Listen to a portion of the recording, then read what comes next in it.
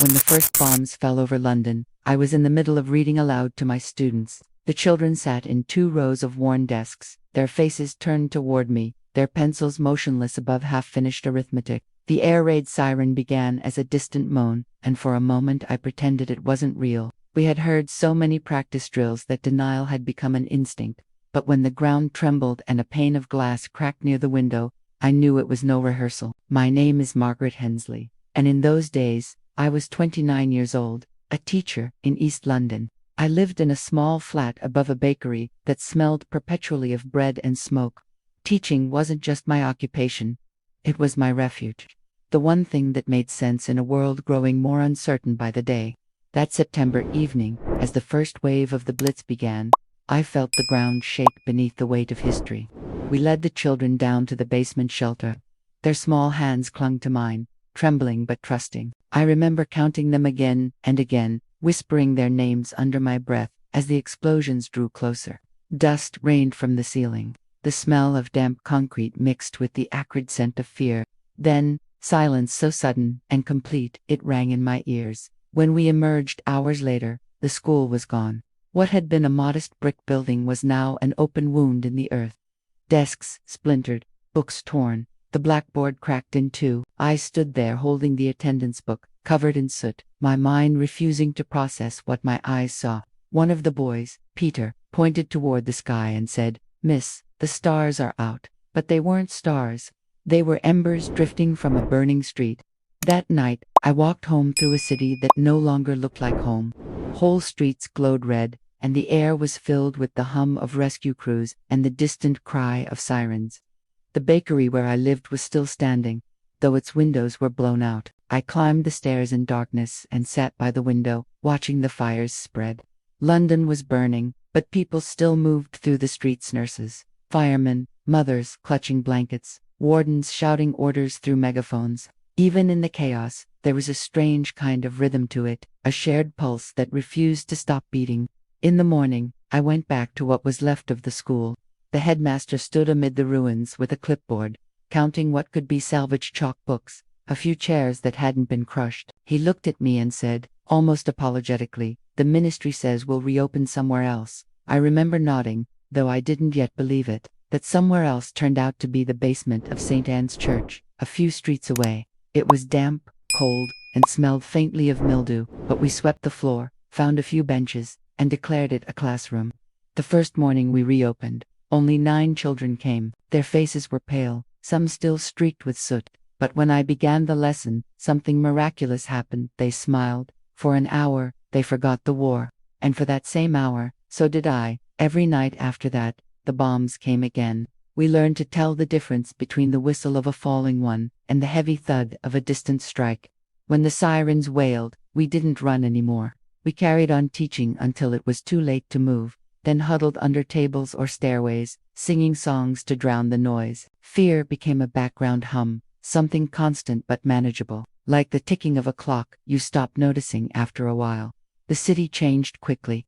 Streets disappeared overnight. Familiar landmarks turned to rubble. One afternoon, as I walked to collect food rations, I saw an entire block where nothing remained but a single wall on it. A child had drawn a chalk hopscotch grid that ended in the crater of a bomb. That image stayed with me more than any headline. It was the perfect picture of our lives, then innocence, balanced on the edge of destruction. By October, evacuation trains had begun carrying children out of London. Many of my students were sent to the countryside, but some stayed. Their parents refused to be separated, or they had nowhere else to go. I stayed too, not because I was brave, but because I couldn't bear to leave them. I told myself that as long as there were children to teach, I had a purpose. There was one girl, Elsie, who came every day no matter how bad the bombings were. She was 9, with red curls and a stubborn streak that made her seem older. Her father was in the fire service. Her mother worked in a munitions factory. Elsie often arrived late, her uniform rumpled, her hands clutching a ration tin, but she never missed a lesson. Once, after a night of heavy bombing, she walked in through the church doors and said, "The world's cracked, miss, but it's still turning." I wrote that sentence in my notebook. It was wiser than anything I could have taught her. In December, the raids grew worse. The nights felt endless. One evening, as I was grading papers by candlelight, A blast shattered the windows. The flame went out, and I was thrown to the floor. When I came to, I heard someone crying in the street. I stumbled outside and found a woman kneeling beside what had been her home. The front wall was gone, revealing a child's bedroom tiny bed, picture books, a teddy bear covered in ash. The woman clutched the bear to her chest, rocking back and forth. I didn't know what to say, so I sat beside her until the rescue workers came. That was all anyone could do, stay with each other in the dark. As the months passed, something unexpected began to grow amid the ruins of quiet defiance. People planted flowers in bomb craters, served tea on the remains of doorsteps, shared jokes in shelters while the ground shook above them. I started carrying a small bell to signal the beginning of class. It had survived the bombing of the old school. Every morning I rang it in the church basement, and the children gathered, carrying their gas masks like satchels. The sound of that bell became my anchor. One afternoon, during a lull between raids, I took the class outside to the edge of the rubble. I wanted them to see sunlight again, even if it fell on broken streets. I told them to find something beautiful, anything. They scattered through the ruins, climbing over bricks and beams. When they returned, they carried bits of glass that glinted like jewels, flowers growing from cracks, a piece of tile with a painted bird still visible. We laid them all out on a table and called it our museum. It wasn't much, but in that moment, we had created something no bomb could destroy. A reason to look forward. That night, as I walked home, I realized what the war had truly taken from us, not buildings or possessions, but the illusion of safety. Yet, in losing it, we found something else, connecta. Every knock at the door, every shared cup of tea, every hand reached out in the dark meant survival. I wrote letters to former students who had been evacuated, though I didn't always know if they arrived. I told them that school still went on, that the pigeons still nested on the church roof, that we still said the pledge every morning. The city may be broken, I wrote once, but we are not. Sometimes, after class, I'd sit alone among the empty benches, listening to the muffled sounds of the city above, the rumble of buses, the distant laughter of soldiers passing by, the faint notes of a piano from somewhere down the street. It all felt fragile, like music played over cracked vinyl. But it was enough. When I finally closed my eyes each night, I could still see the faces of my students in the glow of candlelight, their small hands clutching pencils, their eyes wide but determined. I didn't know what the next day would bring, but I knew this much: as long as I could teach, as long as they could learn, the war hadn't won. And so, when the sky fell again, as it always did, I straightened my shoulders, picked up the attendance book, and whispered the same promise I made every morning: we will keep going. By January of 1941, the air in London no longer smelled like smoke. It smelled like dust, burnt wood, and exhaustion. Every street had a wound. Every person had a story written in Yet somehow, life kept going. People still queued for bread, still exchanged gossip in ration lines, still argued about football scores under shattered roofs. We were all pretending that normalcy could survive, and in its own strange way, it did. Our little underground classroom at St. Anne's had become more than a place of learning. It was a refuge. Every morning, I would climb down the stone steps with my lantern, and the damp air would greet me like an old friend. The children arrived in pairs, their coats buttoned tight against the cold, their satchels filled with salvaged notebooks. Some carried pencils no longer than a finger, worn to the wood. Still, they wrote. Still, they learned. I began each day with the Blitz chime echoing through the church basement. Faint but proud. The sound cut through the silence of fear, a reminder that we were still here, that we still had purpose. "Good morning, Miss Hensley," they would say in unison, their voices trembling but sincere. "Good morning, class," I'd reply. Now, where were we yesterday before the world tried to stop us? The lessons were simple, reading sums, bits of history, but beneath the surface, I was teaching something else: how to stay human. I wanted them to believe that there would be a future worth learning for. Every chalk mark on the board was an act of defiance. Elsie, the red-haired girl, became my shadow. She arrived before anyone else, helping me light the candles and sweep the floor. Her laughter filled the room, sharp and clear as glass. Sometimes she'd bring scraps of colored paper she found among the ruins for decorations. She'd say, I let her tape them to the cracked walls, small bursts of color against the gray. But not every child came back. One morning, Peter's seat was empty. He'd been there the day before, proudly reading from a torn book of fairy tales. I waded through the roll call, my voice catching when I reached his name. After class, I walked to the street where he lived. It was gone. Just a heap of rubble, a crater in the earth. A rescue worker told me quietly that the family hadn't made it to the shelter in time. I thanked him, though the word felt meaningless. That night, I sat in the dark with Peter's exercise book open before me. On the last page, in crooked letters, he had written, "Miss, I want to be a teacher like you when I grow up." I didn't cry then, not right away. I just closed the book and placed it on the altar at St. Anne's. For weeks after, I couldn't bring myself to erase his name from the attendance list. The next day, I didn't ring the bell. The children sat quietly, waiting. Elsie whispered, "Miss, aren't we starting?" I looked at her, at their faces hopeful, fragile, and I realized that stopping would be exactly what the bombs wanted. So I rang it again. The sound trembled in the cold air, but it was enough to remind us all why we were still there. From that day on, I made a rule. We would learn something new for every building that fell. If the bombs took a library, we would memorize a poem. If they destroyed a school, we would teach someone to read. It was a small rebellion, but it gave the children power over despair. As the months passed, the shelter school grew. Mothers started sending younger siblings, children barely old enough to hold a pencil. We taught by candlelight, our shadows dancing on the walls like ghosts. When paper ran out, we wrote lessons on scraps of cardboard. When ink dried up, we used pieces of charcoal. Outside, the war thundered on, but underground, we built a world of our own, a world where hope survived in whispers and laughter. Sometimes, the raids would catch us the ground would rumble, dust would fall from the rafters, and the children would freeze. I learned to keep talking through it. 2 plus 2, I'd say over the roar. "Come on, you know this one." 4, they'd shout, "Good, now again." 4, we'd shout it louder each time, until the bombs faded and the fear went with them. It wasn't math anymore, it was survival.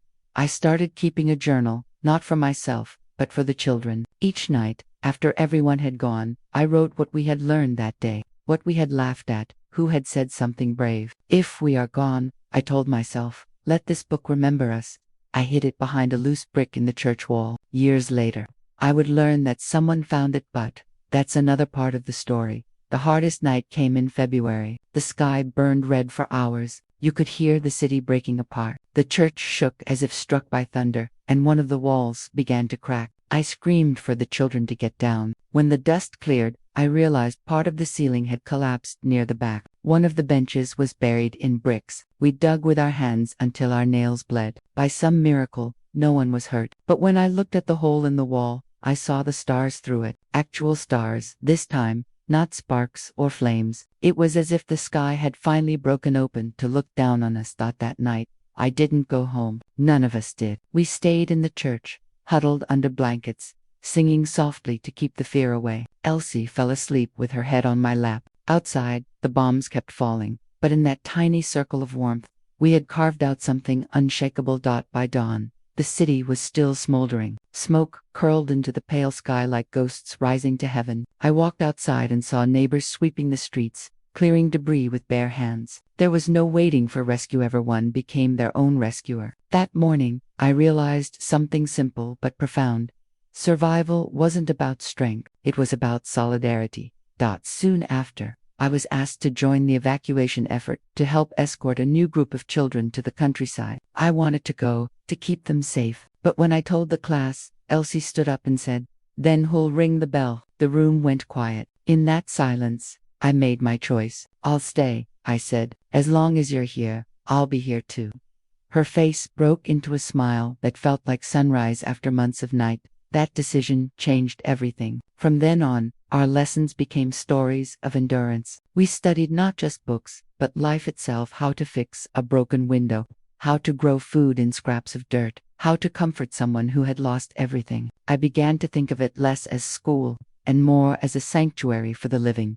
The war was shaping the children faster than time ever could. They no longer flinched at explosions. They no longer cried when the lights went out. They looked at the world with eyes too old for their years. And yet, they still laughed. They still drew pictures of birds and flowers on the blackboard. They still brought me little gifts: buttons, feathers, bits of ribbon, tokens of beauty they found amid destruction. Once, after a particularly bad night, I found a drawing on my desk. It showed me standing with the children, the church behind us. Above it, in shaky handwriting, someone had written, "You keep the world alive, Miss." I never found out who drew it. I didn't need to. It was enough to know that, somehow, they still believed in something larger than fear. One afternoon, while gathering firewood, I saw a boy kneeling in the ruins of a library. He was holding a scorched book, brushing ash from its pages. When he looked up, I recognized him. It was Thomas, one of my quietest students. "It's still readable," he said, his voice trembling with pride. "What book is it?"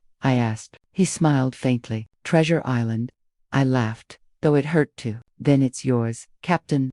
He grinned for the first time in weeks. That night, he read it aloud to the others, his voice echoing through the dim church, like a promise that stories would outlive the war. By spring, the raids had slowed. The silence felt strange, almost foreign. We had lived so long with chaos that calmness felt suspicious. But in that pause, life began to breathe again. The daffodils bloomed in the craters, yellow against gray. Children played hopscotch between piles of rubble. The city was scarred but alive. I remember standing outside St. Anne's one morning, the sun warm on my face, the sound of distant laughter rising through the air. For the first time in a long while, I let myself imagine the future one, where the classrooms would be bright again, where lessons would no longer echo beneath stone arches, where the sound of my bell would ring over children's voices. Not the thunder of bombs, but war had one more lesson for me to learn. It came quietly, without sirens, without warning. A telegram arrived, folded and damp from the rain. It was addressed to Miss M. Hensley. Inside, just a few words: "Sergeant James Hensley, missing in action.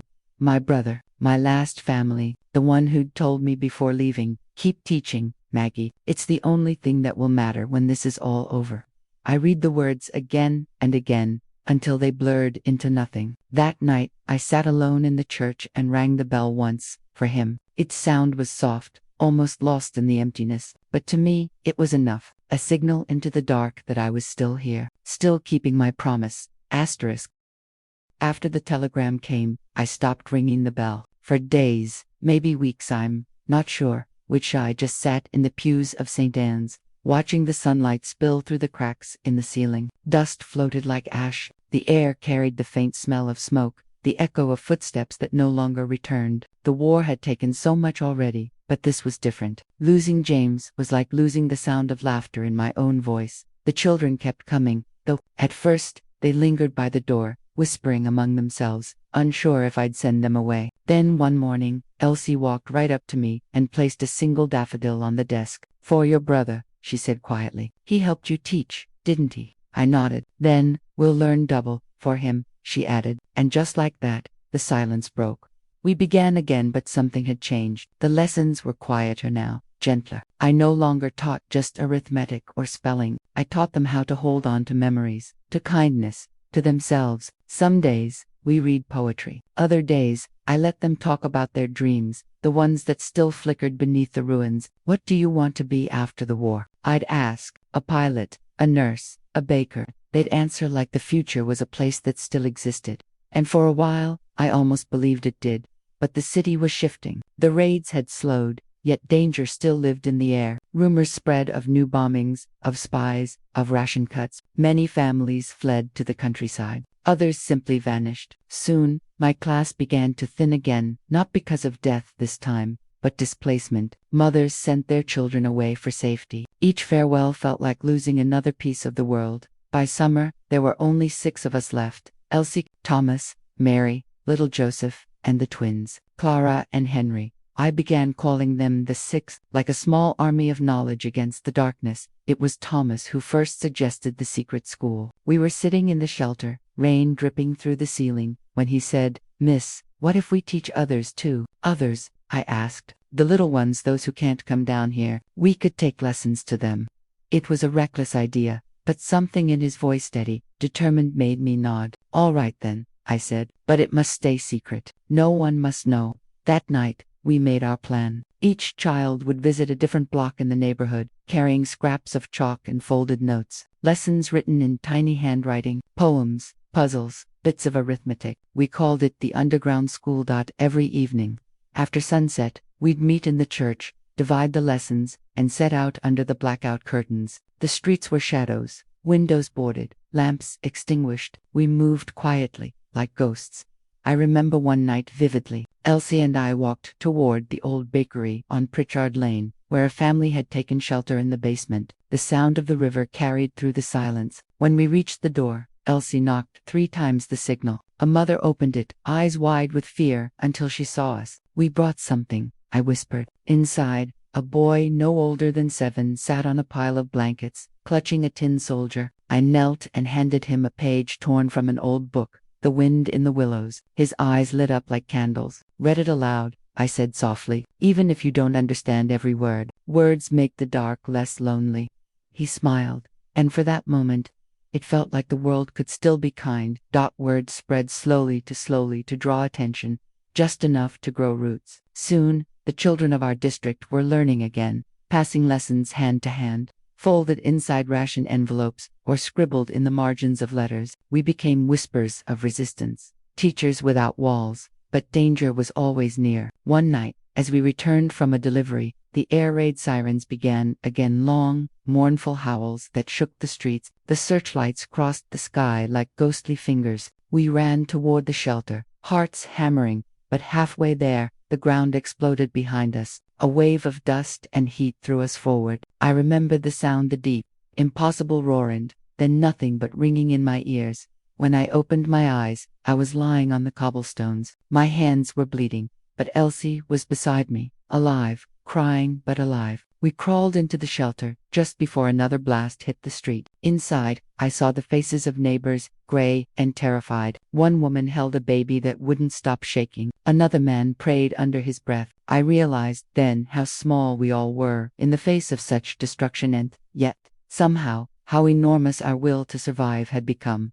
The next morning, when we stepped outside, half the block was gone. The bakery where we had left the story for the boy was nothing but rubble. I wanted to search for him, but the rescue teams kept us back. For days, I couldn't bring myself to teach. I felt foolish. How could I think lessons mattered in a world that burned children alive? It was Thomas who brought me back. He came to the church one evening, holding something behind his back. When he opened his hands, I saw it, a torn piece of paper, scorched at the edges. The same page from The Wind in the Willows. He had found it among the debris. On the back, written in a child's shaky handwriting, were the words, "Thank you for the story."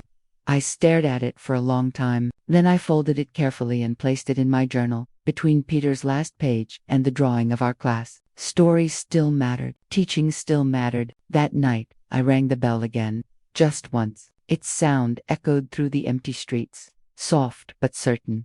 The underground school continued, quieter now but steadier. We learned to move like shadows, to carry lessons in whispers. Some nights, we taught under the stars, sitting in bomb craters, the children's faces lit by candle stubs. We read Shakespeare, not because they understood all the words, but because the rhythm of the language felt like breathing again. In those nights, I discovered something new about courage. It wasn't the kind shouted or celebrated, was the kind that survived in silence. The courage to keep showing up, to keep teaching, even when no one might remember your name. Winter returned, bitter and gray. Food grew scarce. My hands trembled from cold as I wrote, but the children kept arriving, sometimes bringing me a slice of bread or half an apple as payment for lessons. Miss Elsie said one morning, "When the war ends, will we still come here?" "Of course," I smiled, "but maybe by then, the ceiling will be whole again." She looked up at the hole where sunlight streamed through. "I like it broken," she said. "It lets the light in." Those words stayed with me. By early 1943, the bombing had slowed enough for the government to reopen official schools. They offered me a post at a new facility outside London. It would have been safer, easier, but when I looked at my 6 students, I knew I couldn't leave them. So I stayed. I taught until the last raid, until the last all clear siren. And then, one morning, it was quiet. Completely quiet, the kind of quiet that makes your heart ache. The war was ending, though we didn't dare believe it yet. The air felt lighter, as if the city itself was holding its breath. That day, I gathered the children for one last lesson. The benches were cracked, the walls still scarred, but sunlight filled the room like grace. "We'll rebuild," I told them, "brick by brick, book by book." "What will you do, miss?" Thomas asked. "I'll teach," I said simply. Always. We stood together in silence, listening to the faint sound of bells ringing across the city, not air raid bells, church bells, real ones, for peace. I watched their faces glow in the golden light, and I realized that the war hadn't destroyed us, it had remade us. We had learned not just how to survive, but how to carry light through darkness. Later that evening, I wrote one final entry in my journal. They tried to bury us under the ruins, but they forgot we were seeds.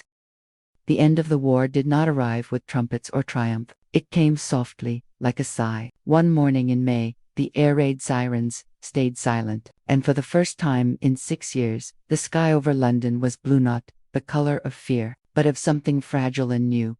I remember stepping outside and hearing church bells ring. At first I thought it was another warning, my body tensing out of habit, but then the sound spread richer, brighter, and people began to pour into the streets. Neighbors hugged, strangers laughed, and for a fleeting moment, it felt as if the city had come back to life. I wanted to feel joy too. I wanted to join them, but instead, I just stood at the corner of Pritchard Lane, staring at the empty space where the bakery used to be. Freedom had arrived, yes, but it had come too late for so many. That night, I sat at my desk and opened the journal I had kept through the war. The pages were yellowed, speckled with dust and ash. Between them, I found the burnt scrap of the wind in the willows, the daffodil petal pressed flat, and the names of every student I had taught. Some, I knew, were gone. Others perhaps had survived.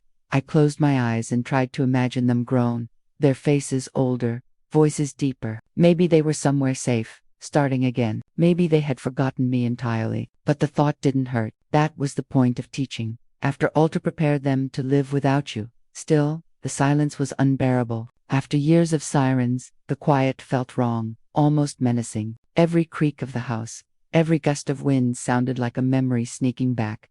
When I returned to St. Anne's, I found the church still standing, though its roof was half gone. Dust coated the pews. The blackboard was cracked in two. I ran my fingers along the surface, tracing the faint outlines of chalk letters that hadn't been erased properly. Hope, it said. I smiled through tears. The Ministry of Education sent out notices soon after, calling for teachers to rebuild the schools. London was a city of ghosts, then thousands homeless, entire neighborhoods reduced to rubble. But I volunteered anyway. They assigned me to a temporary school near Paddington, a row of prefabricated huts lined up beside a cratered park. My first class had 30 children, most of them evacuees returned from the countryside. Many had lost parents, some could barely read, others flinched at every loud sound. It was like starting from ashes again. On the first morning, a boy refused to enter the classroom. He just stood outside, clutching his gas mask. I recognized that look, the fear of roofs, of walls, of anything that could fall. So I joined him outside. We sat on the steps, and I began the lesson there, teaching him about clouds. Slowly, the others came out too, until we had a full class sitting under the open sky. We stayed that way all week, and no one complained. The sky became our ceiling. The wind, our chalked out at night. I would walk home through the city and feel the weight of absence everywhere. Bombed-out buildings stood like skeletons. Posters of victory curled on the walls. Yet, amid the ruins, small things returned, flowers pushing through cracks, a piano playing faintly from a surviving flat. Life, stubborn as ever. Letters began to reach me from old students, those who had survived the war. Elsie wrote first. She was living in Kent with her aunt, training to be a nurse. "You taught us how to be brave," she said. "Now I want to teach others how to heal." Thomas had joined the merchant navy, still carrying the singed page of The Wind in the Willows in his pocket for luck. Each letter felt like a miracle, proof that our secret lessons hadn't been in vain.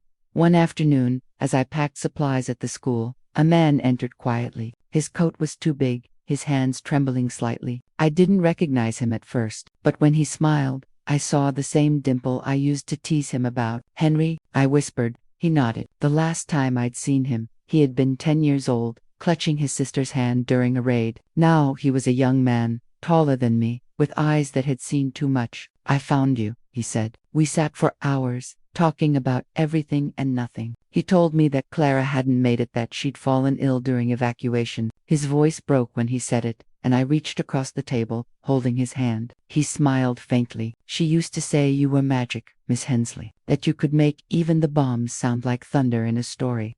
I couldn't speak. I just nodded, because anything more would have shattered me. When he left, I realized something. Surviving the war was one kind of courage, but living after it, that was another. The silence tested us in ways the bombs never could. Months passed. London began to rebuild in earnest. New schools, new homes, new families. The government offered medals to teachers who had served during the Blitz. Mine came in a small envelope, wrapped in tissue paper. I placed it in a drawer. I hadn't done it for medals. I had done it because the children needed someone who believed the world could still be kind. Still, the ghosts stayed close. Sometimes, when I walked home at dusk, I swore I could hear the faint ring of the church bell, the one I used to sound when the lessons began. Other times, I'd wake in the middle of the night to the echo of sirens that weren't really there. I learned to live with them, as one learns to live with old scars. In 1948, I was asked to speak at a small conference about education during wartime. It was held in a hall rebuilt from rubble, its walls still smelling faintly of smoke and plaster. When my turn came, I stood before a crowd of teachers and officials, their faces weary but hopeful. I didn't read from my notes. Instead, I told them about the underground school, about Elsie, Thomas, the bakery, the stories we passed in the dark. When I finished, the room was silent, not out of politeness, but reverence. One woman approached me afterward. "How did you keep teaching when everything was falling apart?" she asked. I thought for a moment, because, I said, if the world is ending, what else is there left to do but remind children how to begin again? The years went on. The city rose taller. Children grew into parents, then into grandparents. The sounds of construction replaced the echoes of war. I kept teaching. Always. By the 1960s, I had a small apartment overlooking the Thames. My students would visit sometimes, bringing their children, their grandchildren. They'd laugh about the old days, about the cold shelters and our school without walls. One day, a young woman knocked on my door, a reporter working on a piece about London's war teachers. She asked if she could record my story. "I don't know if it's worth telling," I said. She smiled. "It is if someone still remembers it." So I told her everything: the raids, the lessons, the bell, the children. When I finished, she asked me one last question. "What do you think education really is?" I looked out the window at the river, glinting in the sunset. "It's not about facts," I said softly. "It's about giving someone a reason to believe in tomorrow." She left, and I sat there for a long time, listening to the hum of the city that had risen from ashes. Sometimes, in the evenings, I take out my old journal. The pages are fragile now, like the wings of a moth. Inside are the drawings, the poems, the daffodil, and tucked between them, still, that burnt page of the wind in the willows. The ink has faded, but the words remain. "Thank you for the story." I read it often, not for nostalgia, but for faith that, even in the darkest nights, a small act of kindness can outlive the fire that surrounds it. When I walk through London now, I see children everywhere, laughing, learning, running through the parks that once held shelters. Their voices rise above the city, clear and full of light. And sometimes, when the church bells ring, I pause and listen, because in that sound, I can still hear them: Melcy, Thomas, Clara, all of them answering roll call once more. The winters grew softer with time, or maybe I just learned to welcome their quiet. By then, my hair had gone white, my steps slower, my voice gentler. London no longer looked like the city I had known. It was brighter, noisier, full of glass and promise. The old scars were still there, hidden beneath new streets, but they no longer bled. I had retired from teaching years before, though it never really leaves you. Every time I passed a schoolyard, I'd pause to listen: the laughter of children, the rush of feet on pavement. That sound had saved me once. It still did. My days became simple. Tea at sunrise, letters from former students, long walks along the river. Some of them still wrote to us from Canada, Elsie from Brighton, others from places I had only ever seen on maps. They told me about their children, their lives, their small victories. Each letter was a thread that bound the past to the present, proof that something good had endured. But one morning in spring, a letter arrived that made my hands tremble. It was written in elegant handwriting, unfamiliar but precise. "Dear Miss Hensley, I am writing on behalf of St. Anne's Restoration Committee. We have recently completed the rebuilding of the old church where you once taught during the Blitz. We are holding a small ceremony to honor those who served the community during those years. We would be deeply honored if you could attend." For a long time, I just stared at the letter. St. Anne's, the underground school. My heart clenched, with something I hadn't felt in years, a mixture of longing and fear. I wasn't sure I was ready to face the ruins again, even if they'd been rebuilt. Still, I went. The morning of the ceremony was bright and crisp. I wore my old navy coat, the one I'd mended a dozen times, and tucked the invitation into my pocket. The bus wound through streets that felt both foreign and familiar. Children ran with backpacks. Couples drank coffee on corners where Rubble had once stood.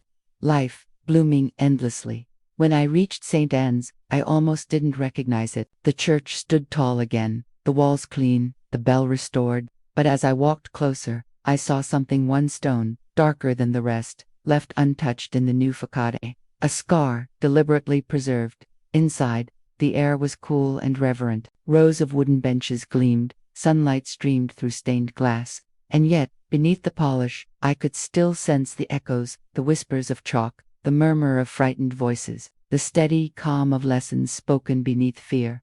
A young woman greeted me at the door. "You must be Miss Hensley," she said warmly. She couldn't have been more than 30. Her smile was full of the same light I used to see in my students. "It's an honor to meet you. My grandmother was one of your pupils, Celcy Matthews." For a moment, I couldn't speak. Then the tears came quietly, gentle and unstoppable. "She made it," I whispered. "She did," the young woman said, squeezing my hand. "She always said you were the reason she never gave up hope." We sat together as the ceremony began. The vicar spoke of the war years, of courage and faith, of those who had turned darkness into light. Then they unveiled a brass plaque at the front of the hall. It read, "In memory of the teachers and children who kept learning through the London Blitz, their lessons lit the night." My name was there, Margaret Hensley, engraved beside the names of my students. Seeing it felt like looking at a version of myself I had long buried. The woman who refused to stop teaching, even as the world fell apart. After the service, people approached me, families of my former pupils, their children, their grandchildren. They told me stories I had forgotten, how we had hidden in the crypt, how I had drawn alphabets in dust, how I had turned ration lines into spelling games. One man pressed a small book into my hands. The cover was cracked, the pages yellowed, the wind in the willows. "It belonged to my father," he said softly. "He said you gave it to him." I opened it, and there it was, the same burnt edge, the same faint smell of smoke. On the inside cover, in my own faded handwriting, "For Thomas, never stop reading." He smiled. He never did. The air around us hummed with memory, with gratitude. It was overwhelming and beautiful. When the crowd began to thin, I stayed behind. I wanted one last moment alone. The church was quiet again, the afternoon sun painting colors across the floor. I walked to the front pew and sat, my fingers tracing the wood.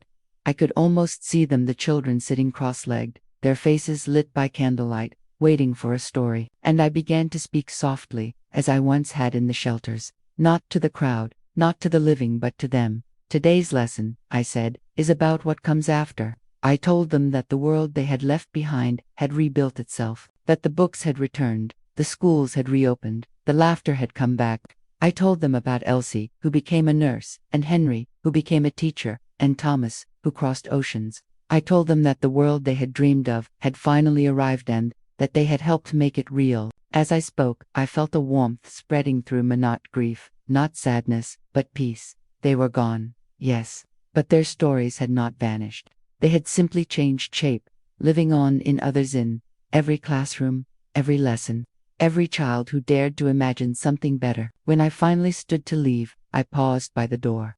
The bell above me chimed softly as a breeze passed through. For a heartbeat, I was back there again, the smell of dust and candle wax, the echo of laughter in the dark. I closed my eyes and whispered, "Class dismissed." That evening, back home, I sat by my window overlooking the Thames. The city shimmered in the distance, alive and unafraid. I took out my old journal one last time. The pages were brittle, the ink faint, but the memories glowed as if they had just happened yesterday. I wrote one final entry. It was never about survival. It was about faith, about believing that even in ruins, we could still plant seeds of light. I placed the burnt page of The Wind in the Willows between the sheets and closed the book. Then I looked out the window, watching the reflection of streetlights dance on the river. Somewhere in the distance, a child laughed. The sound rose above the city like a song, and I smiled, because I knew that laughter was the proof that none of it had been in vain. The world had kept turning, the children had grown, the lessons had lived on. Years later, long after I was gone, Visitors to St. Anne's would sometimes pause by the plaque in the hall. Children on field trips would read the names, not knowing who we were. But sometimes, when the afternoon light hit the brass just right, the letters seemed to shimmer like candlelight flickering underground. And perhaps, if one listened closely, one might still hear the faint sound of chalk on slate. A voice saying, gently, "Now then, children who can tell me what hope means."